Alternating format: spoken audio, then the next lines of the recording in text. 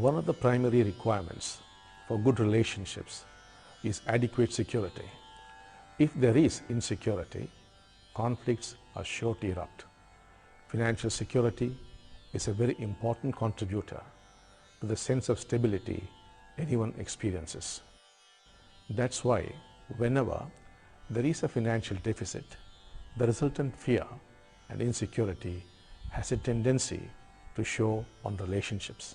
In order to handle the situation, you need to understand the second spiritual law that governs destiny, the law of emotions. The universe says, you manifest what you fear, you manifest what you hate, you manifest what you love. Firstly, let us understand the difference between thoughts and emotion. Thoughts are random occurrences that don't really hurt you. They need not scare you. They don't have such force behind them. Emotions, on the other hand, are thoughts packed with intensity. Thoughts that are repetitive. So what we are dealing with here are emotions and not stray thoughts. You manifest what you fear, says the law. Fear is a primal emotion. You could also say it is the mother of all other painful emotions. Jealousy is the fear of being overtaken. Anger is the fear of not knowing what else to do. Hurt is the fear of being ignored or insulted. One could go on endlessly. Let us learn this through a real life story. Once in the United States, news went around that a serial killer was hunting down a lot of people, and people were warned against entertaining strangers in their homes. Totally oblivious of all this was an old lady who lived in the suburbs of a town all by herself. It was a rainy evening, and all of a sudden someone walked through her door. Woken up from her peaceful slumber on her armchair, the old lady noticed a man standing in front of her, armed with a club and all wet. She looked at him through the candlelight and said, "Son, you must be cold and wet. Warm yourself." The man was confused for a few moments, but dropped his club and sat near the fireplace. The lady again said, "You must be awfully hungry, son. Go into the kitchen and help yourself." He hogged the food that lay on the table and ran out into the night with the club in his hand. He ran across the street and broke into the next house. As the family screamed in terror, he used his weapon on them. Why do you think his responses were so drastically different? He was a maniacal serial killer, yet did not hurt the old lady, while he hurt the immediate neighbors, because you are the fuel for other people's responses towards you.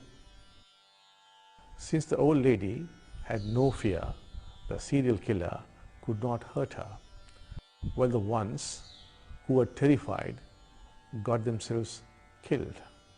Though this is an extreme example, the principle holds good in everybody's life.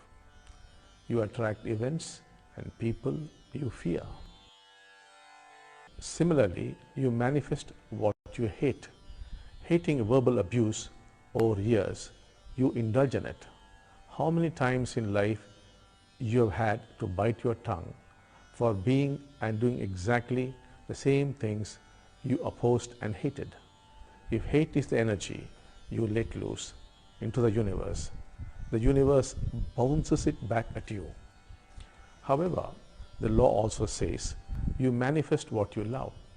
If you love, you dream, you envision something, the universe would go all out to give it to you. Most often life takes a downturn when your love and passion takes a downslide. Instead of investing energies on hate, invest in love. Instead of being afraid of conflict, love peace. Instead of hating poverty, love wealth. But how do emotions that are the mere result of biochemical reactions in your brain gain such force? Emotions that are not acknowledged and accepted by you in the course of your life get accumulated in the deeper layers of the unconscious. And anything that is rejected comes back with a vengeance distorted. That is why when people indulge in regular unpleasantness in their family, their problems complicate even more. It becomes a catch-22 situation. More problems, hence more fights, and hence more repression, and so on and so forth. When in times of difficulty, do you usually use your family for gaining peace and strength, or do you only use it to vent out your frustration? What emotions have you got addicted to in relating to your family in difficult times? Coming to the next question of what is the solution to this, despite one's best efforts and intentions, fear and disappointment persist. Hence, the only solution is to acknowledge and accept the fact of their existence without hiding from them. It is to be integral. Anything that is recognized and accepted does not turn destructive. That doesn't mean that you go around speaking and expressing these emotions out to people around you. All you need to do is to be integral to yourself. It involves 3 simple steps.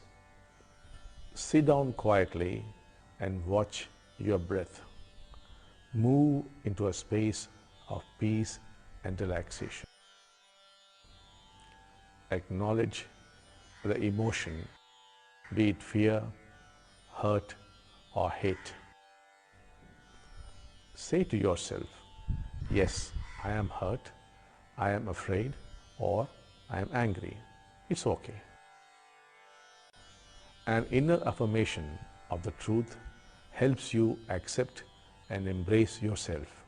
This practice could be done anytime by anybody whose emotions are blocked or life is moving in a retro direction, to steer it back to abundance and fulfillment.